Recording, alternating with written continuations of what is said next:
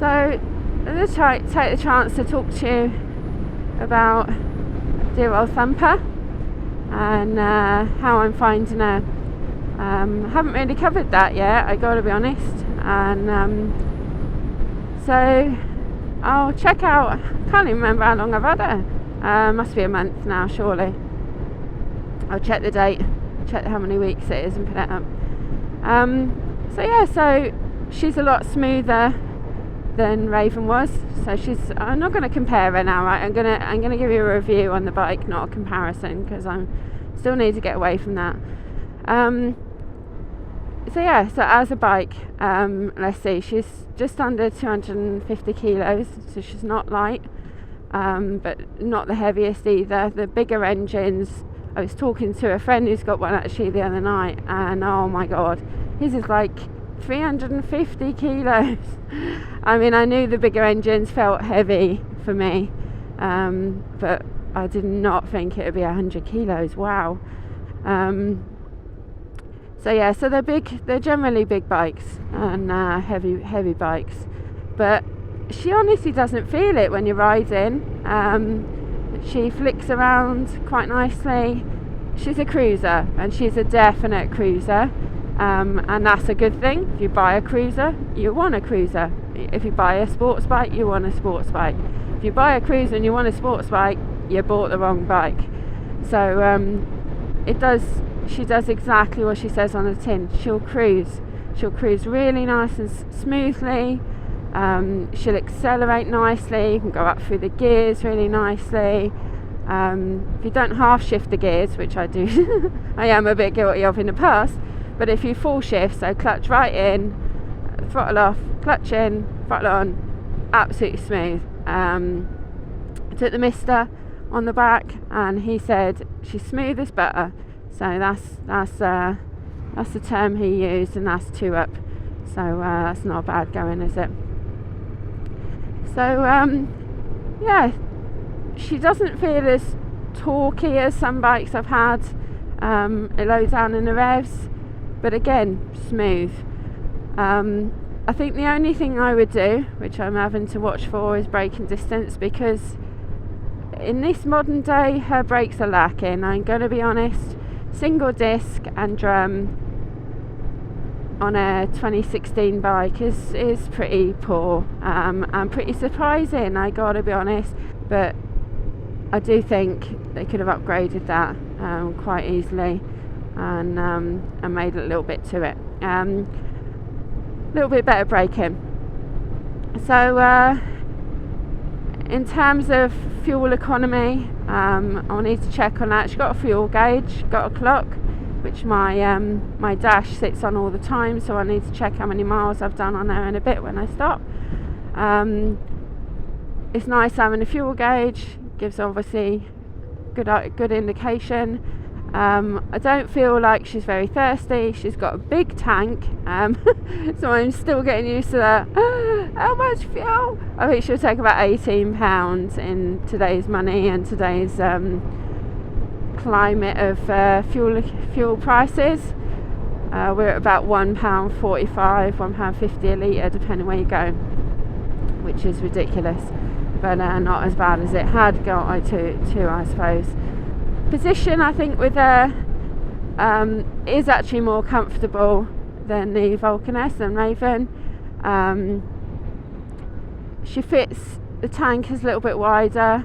She feels like she fits me better. She's nice and wide. I'm not the smallest of riders. I'm not tall, and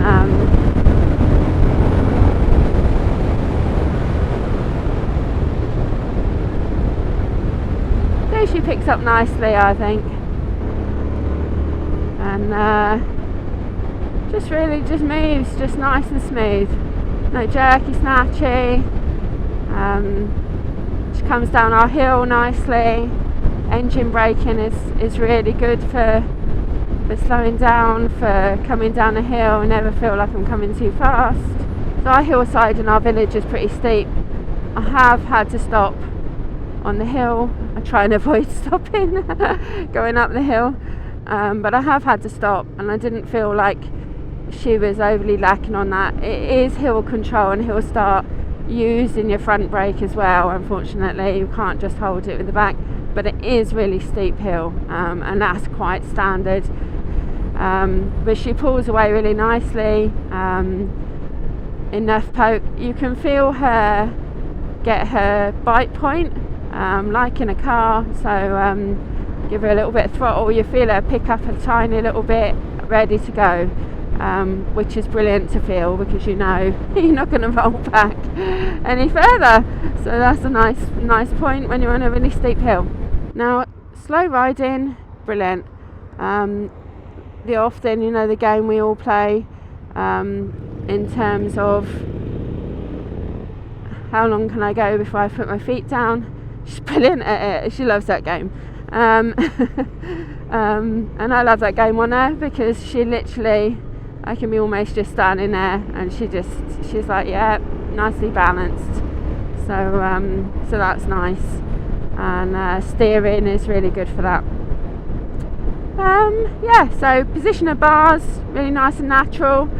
I'm quite short, so my shoulder width is quite narrow, so you will notice my hands are quite close in.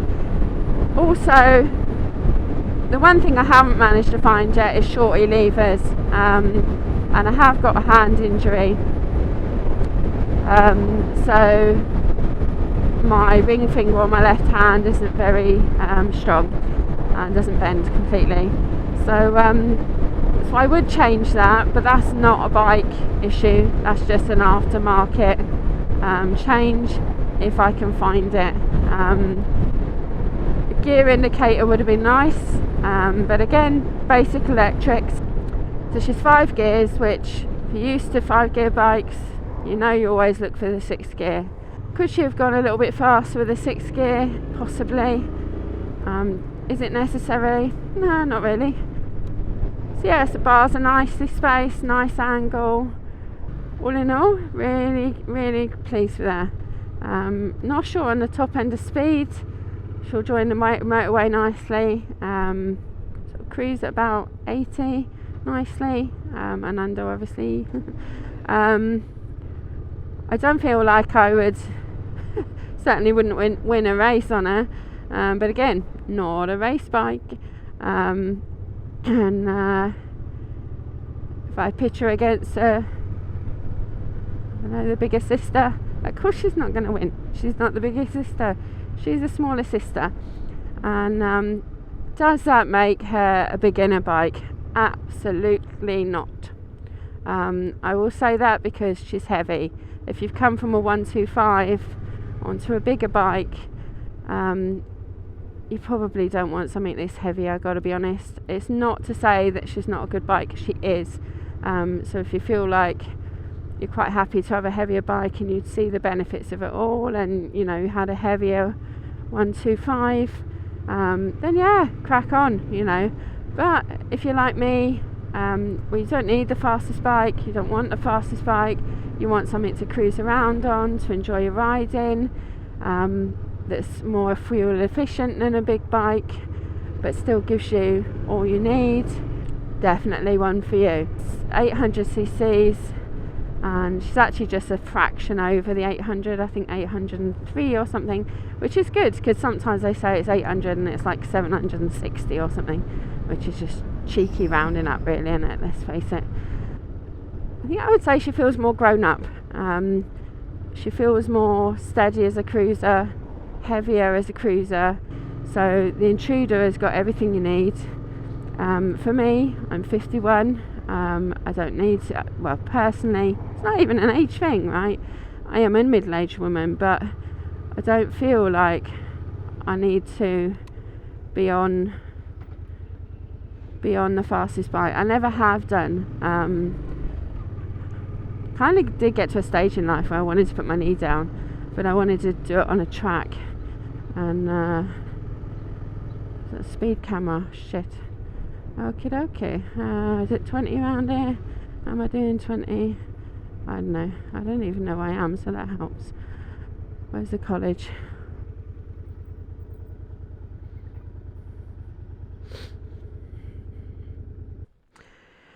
So let's see how many miles we've done on this now. So a single button, and that will flick you through time and fuel gauge, mileage. So I've done 1,000 miles since I've had her. So you've got trip A, trip B, time, mileage. So you've got the average controls. It's got hazards, nice sounding horn, which I shall put on for you. So fires up. You've got F1 for fuel injection, FI for fuel injection. The petrol cap is nice and easy to open. Horn is a fair volume, I think. Key goes down the side. Petrol cap was really nice and easy to open. That's actually better than the Vulcan was. Vulcan was a bit sticky, keys were bent and things like that. So yeah, so nice and easy. Pop it back in place. Press it, you feel it click. Job done. I'll give you a walk around while I'm filming. Plenty of room on the back. That was one thing that Sassy and the Mister commented on. And big old pipes. If you like big pipes, it's definitely got big pipes. That's how the collar's getting funny looks now. Right, so the model is Suzuki Intruder. Hence Intruder. Also known as a M800. It's a VZ800. In America, also known as an M50. So yeah, it's a single disc. Drum brake. Monoshock, so no visible shock. Nice black wheels, which I like. Really nice silver. She almost looks grey in this light and in a lot of lights, but she's actually got a really nice metal flake to her. It's nice bits of plastic on things. I know some people don't like it, but with my bikes living out, I quite like the fact that the mud guard is plastic, doesn't rot. Upside down forks. So nice bit of handling, and just overall really nice V-twin. I don't think there's anything I'd really change. I'd add on a couple of things. Heated grips. They do have screens, but I don't like them. They come right down here, so they got a scope right up, and I just think they cover all of this section of the cowl, and I really. It's not my thing. It might be your thing. That's fine. It's each their own, isn't it? I'm not a big lover of screens. The first screen I had was actually on the Vulcan S. So lights. I shall put on. Really good light. I gotta be honest. Really good at night. Really surprised. High beam does its job really well. But honestly, standard beam. Is ample on the roads. I was pleasantly surprised compared to the Vulcan S. The lights really are a lot better. The indicators obviously are stock. Everything's stock on her. They're big, but they do the job, and I don't honestly think they are too large for the bike. Sometimes you look at indicators that big and they are massive on a bike, but I don't feel that way. My universal add-ons mounts don't stick out like a sore thumb. There's not much room on the mirrors for one, but there is enough, and it fits nicely. The mirrors are brilliant. Do the job. They're not ugly. Quite like mirrors that I can see out of. Quite like to see what's behind me. Sissy bar isn't standard, but I do like a sissy bar. I don't think it looks too odd. I do carry bungees, and I pick up the odd bit of shopping on my mum, so these things come in handy. I do have rock straps when it comes to travelling, so I don't travel with my bungee cords. But so that's a walk around.